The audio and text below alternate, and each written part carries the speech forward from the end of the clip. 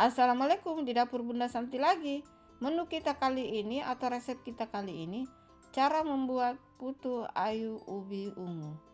Bahan-bahan sudah tertulis dan tertera di video. Nonton sampai habis ya teman-teman.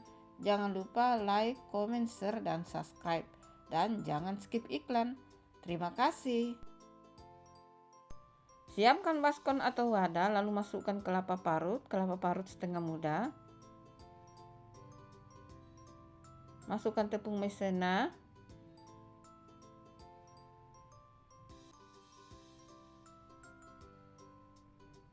masukkan garam, lalu diaduk hingga tercampur merata.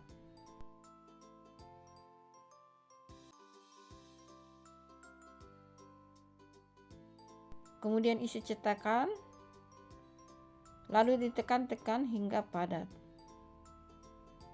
Lakukan hingga semua kelapa parutnya habis. Selanjutnya cara membuatnya sudah tertulis dan tertera di video. Nonton sampai habis ya teman-teman.